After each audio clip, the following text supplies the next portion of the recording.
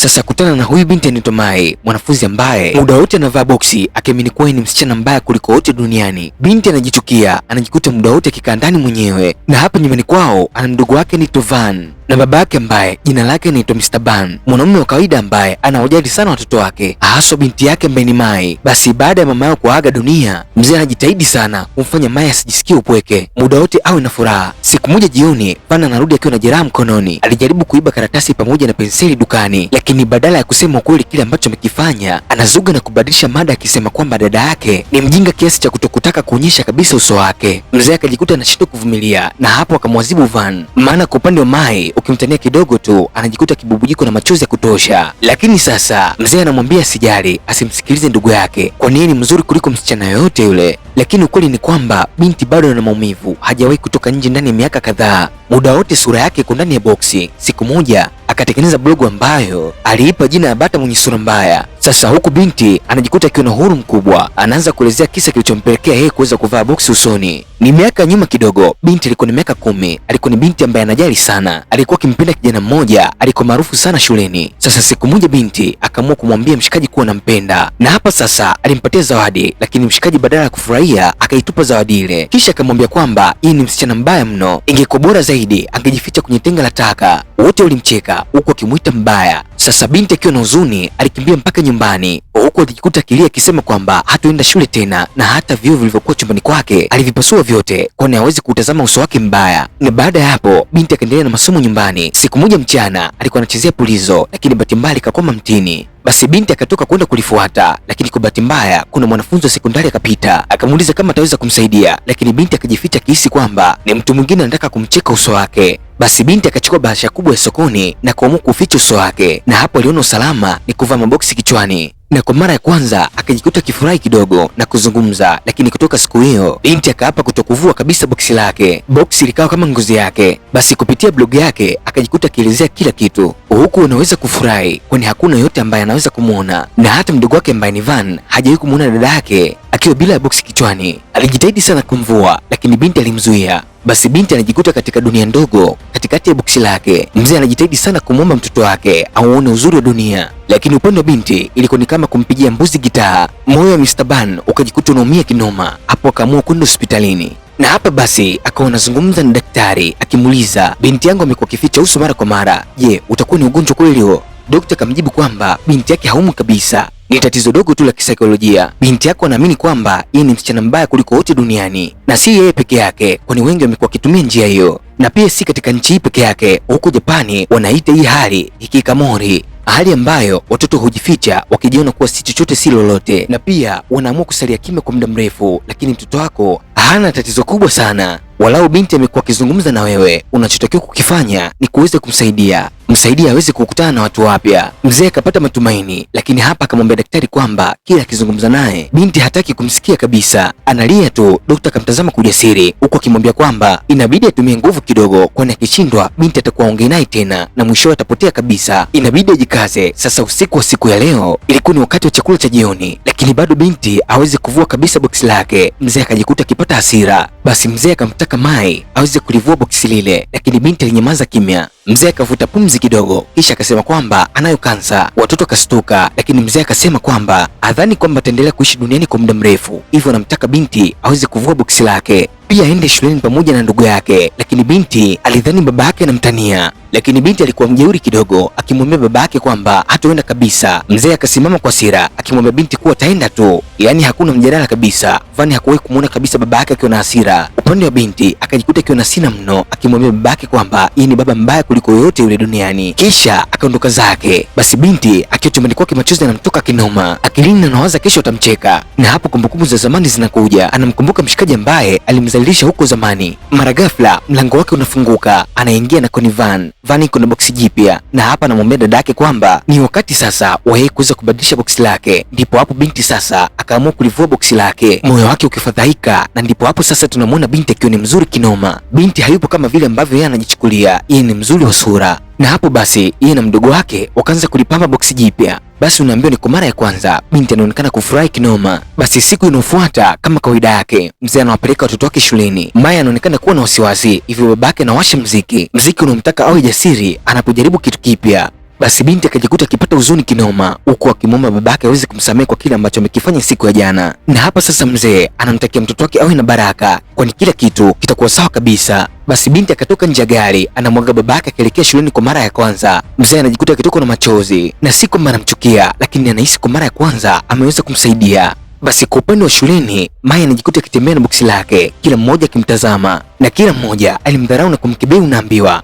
Basi kutokana na maneno ya wanafunzi wengine, binti akajikuta akijisikia vibaya mno. Mwili wake ukawa unakosa nguvu, akajihisi kizunguzungu, lakini kabla hanguke kijana mmoja akamdaka. Alipomtazama mshikaji alikuwa amevaa helmeti. Basi Mwamba akawa anamsalimia akimtaka sio na uoga. Mwamba akasema aonyeshagi sura yake, akamwonyesha kitambulisho chake, anaitwa Minton. Binti akarudi nyuma kwa uoga zaidi. Basi akajikuta anakimbia, lakini bahati mbaya akamgonga mshikaji ambaye jina lake ni Tuziro, mshikaji ambaye amekuwa ni mkorofi kabisa. Basi washikaji wakamzunguka binti wakimtaka aweze kuvua boksi lake. Basi binti kwa uoga akajikuta akipiga kelele unaambiwa. Ndipo Minton akatokea akiongea kwa hasira akiwataka waweze kukaa mbali naye. Basi Mwamba kavua elementi yake huku akimtazama Ziro bila uoga. Kukawa na ukimya kitambo, kila mmoja akimtazama mwenzake. Ziro akasema kwa dharau, mwanaume unajifanya shujaa kwa msichana kama huyu, utawaambiaje watu huku nje ya shule eh? Basi Minton akajikuta hazungumzi kitu, akaushika mkono wa binti na kuondoka naye. Basi Maya alipoingia darasani, mwalimu kwa upole akamtaka aweze kuvua boksi lake. Tafadhali vua boksi lako, wote tunataka kuona uso wako. Binti akamjibu kwamba anajisikia vizuri sana kulivalia boksi lake. Ndipo hapo sasa madam akaweza kumuelewa kabisa binti, akisema ni sawa, kwani kila mwanafunzi ana uhuru wake, kisha akawataka wanafunzi wengine waweze kumheshimu. Lakini baada ya mwalimu kuondoka, basi wanafunzi wengine wakaanza kumtania, wakimwita majina mabaya, wakihisi kuwa na sura mbaya. Lakini binti hakuwajibu kitu, akaendelea kusalia kuwa kimya. Binti akaketi mwenyewe huku akikosa kabisa tumaini. Minton alikuwa anaona kila kitu, uso wake ulionekana na hasira, lakini akishindwa kumsaidia. Basi wakati wa chakula cha mchana, binti akawa anamtafuta ndugu yake, lakini hakumwona kabisa. Akaamua kukaa mwenyewe na kuanza kula. Basi kila mmoja alikuwa akimcheka na kumshangaa sana. Muda kidogo baadaye, vijana wawili wa Ziro wakatokea. Basi vijana wale wakajitahidi sana kuweza kumvua boksi lake. Kwa wasiwasi, binti akashikilia boksi lake vizuri. Binti akajikuta hawezi kukaa kabisa hapa, ikabidi anyanyuke na kuondoka zake. Moja kwa moja binti akaenda katika bustani ya shule, akawa anasikia maumivu kwenye baadhi ya viungo vya mwili wake, akawa anajisemea hakuna cha muhimu shuleni. Mara ghafla akasikia mtu ameketi kando yake, huyo alikuwa ni Minton. Mwamba bado alikuwa amevaa element yake. Binti akamcheka mno, akimuuliza kwa nini kila saa unavaa element. Basi mshikaji akawa anamtania bidada, akisema anavaa kwa sababu yeye ni handsome, kwa hiyo hataki kabisa mazoea na wanawake. Mwamba akazidisha utani akisema kwamba aliweza kuitengeneza hii element kwa mikono yake kwa kutumia vifaa ambavyo vimetokea Japani. Basi binti akamzuia pale, akimtaka apunguze uongo wake. Basi wote wakajikuta wakicheka. Sasa kwa kuwa bibi hakula kabisa chakula cha mchana, Mwamba akampatia mkate kidogo, na kwa mara ya kwanza binti akajikuta akiwa na amani kidogo. Basi wakaanza kuzungumza. Basi binti akamwambia mshikaji kwamba siku ya kesho hatakuja kabisa shuleni. Minton anamwambia kuwa kama hatakuja kesho atakuwa mpweke. Basi baada ya siku ya masomo, Ziro pamoja na kikundi chake wakamvamia Minton, wakimuuliza ni kwa nini alikuwa akimtetea binti yule. Mwamba akamwambia kwamba hamwogopi mtu yoyote, hata kama wakiongezeka hakuna anemtisha. Minton akampiga Ziro, lakini Ziro pia akarudisha. Wakati huo binti alikuwa akitembea zake, basi akaliona lile tukio. Kwa kelele za polisi wakajikuta wakitawanyika, lakini Mwamba Ziro akamkamata binti Mai akimtaka aweze kuvua boksi lake, na ndipo Mwamba akafanikiwa kabisa kulivua boksi lile. Ndipo hii siku Mwamba akagundua kwamba binti ni mzuri kinoma, si kama vile ambavyo alimfikiria. Lakini upande wa binti alikuwa akikumbuka siku ambayo alifanyiwa udhalilishaji, siku ambayo watoto wenzake walikuwa wakimcheka. Basi kutokana na uoga, binti akajikuta kizimia. Anapoamka anajikuta akiwa hospitalini. Mbele yake alikuwa babake pamoja na Van. Binti akaanza kuulizia boksi lake. Basi binti akawa anapiga kelele kwamba hataki mtu yoyote aweze kumwona. Ndipo hapo sasa madaktari wakamvalisha mask, wakamtaka atulie, kila kitu kitakuwa sawa. Basi kwa upande wa babake akajikuta kutoka na machozi, na hapa basi akawa anamuomba mtoto wake msamehe, kwani asingemlazimisha kwenda shule asingekuwepo hapa. Basi binti akamjibu akisema kwamba haogopi tena. Binti akasema siku inayofuata atakwenda shuleni, atakwenda kumkabili kijana ambaye alimvua boksi lake. Hakuwa na uoga kabisa. Siku inayofuata Ziro alikuwa amekaa zake akimfikiria sana binti. Ndipo hapo sasa binti akatokea bila kuzungumza chochote, akampiga kofi Ziro. Vijana wake wakataka kumpiga Mai, lakini Ziro akawazuia, mwacheni aende. Lakini bado Mwamba alizidi kumfuata akimtaka avue hata maksi aliyoivaa. Mara ghafla Minton akatokea, na hapa sasa akaanza kupigana na Ziro. Ugomvi ukawa kama siku iliyopita, lakini binti akaingilia akisema acheni kabisa, kuna mtu alinasa tukio na kisha kariposti mtandaoni. Wavulana wawili watanashati wanampigania binti anaivaa boksi. Kwa masaa machache tu picha zilikuwa viral kinoma. Basi ndani ya siku chache binti akajikuta na kuwa mtu maarufu sana shuleni, lakini kwa upande wake hii ilikuwa ni kama adhabu, kwani alikuwa akipambana na maisha yake. Basi binti akawataka tulie, lakini Minton anamjibu kwamba alitaka tu kumsaidia. Asema kweli, mimi najua kabisa unampenda. Minton akasimama, kama unampenda wewe nakuhusu nini? Zero akasema kwa sababu hakufai kabisa. Basi hali ya Mai ikawa mbaya, akataka kudondoka, lakini Minton akamdaka. Basi kwa pamoja kaondoka na kumwacha Zero. Kwa sasa Mai anajikuta akijifungia ndani, huku baba yake akimtaka atoke nje. Baba akamwomba sana mtoto wake aweze kumfungulia mlango, lakini binti akakataa katukatu. Kisha baba na mtoto wake wakajadili jinsi ya kumsaidia Mai. Mara ghafla inasikika sauti nje ikimtaka mzee afungue mlango. Alikuwa nje, alikuwa ni Zero. Hapa mshikaji amekuja kuonyesha namna anavyojutia. Mwamba anasema yuko hapa kwa ajili ya kumwomba msamaha Mai, lakini mzee anamjibu kwamba amekwisha kuchelewa, kwani Mai amejifungia ndani na hataki kutoka nje. Basi Mwamba akajikuta na huzuni kinoma. Siku inayofuata Minton akafika nyumbani kwa kina Van. Mwamba anasema kwamba ana njia ya kumtoa Mai nje ya chumba chake. Minton akasimama nje ya mlango wake huku akimtaka afungue mlango,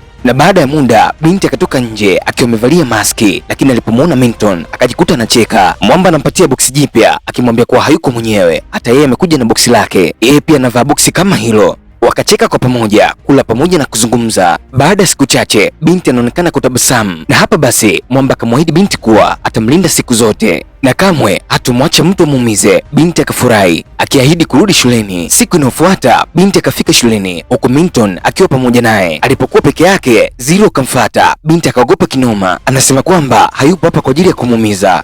Vani anafika, anamtaka Zero akae mbali ya dada yake na kisha anaondoka naye. Basi Zero hakuzungumza kitu. Wakiwa darasani, mara ghafla anatokea binti anaitwa Ozone akimtaka aweze kumsaidia, huku akimwambia kwamba Zero amekuwa akiwatesa, akimtaka bidada aweze kuvua boksi lake. Basi binti akasema hawezi kabisa kuvua boksi lake, kisha akaondoka zake. Wakati wa chakula cha mchana, wanafunzi wengine wakasogea wakimtaka Mai aweze kuvua boksi lake, lakini kwa mara nyingine binti anaondoka na kukataa kabisa. Lakini mara ghafla anatokea binti akimwambia kwamba Zero anampiga ndugu yake. Binti anafika anakuta grupu la Zero wakimpiga Van. Basi mara moja anawataka waache, huku akimgeukia Zero anamwomba aache, huku akimuuliza ni kwa nini anafanya hivyo.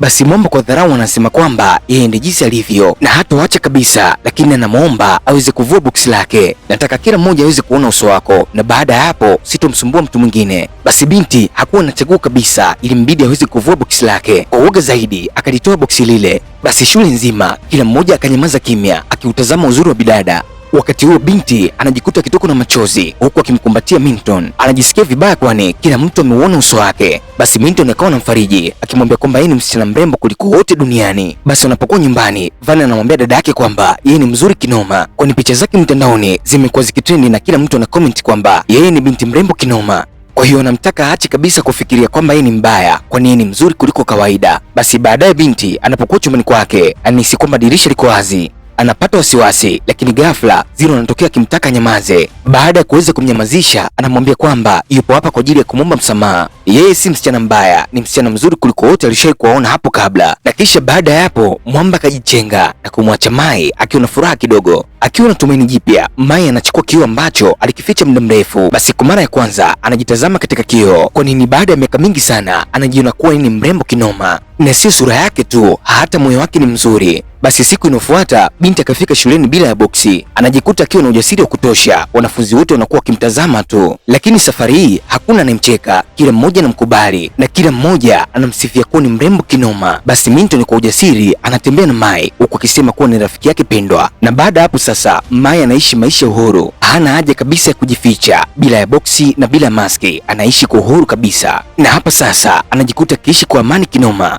Na mpaka hapa tunakuwa tumefikia mwisho mzuri wa story ya Mai. Kama umeipenda usisahau kulike, kusubscribe na kuweka komenti yako. Ikiwa utashare utakuwa umetisha kinoma noma. Hii hapa ni Real Chris, mimi ni Chris Mona W. Goodbye.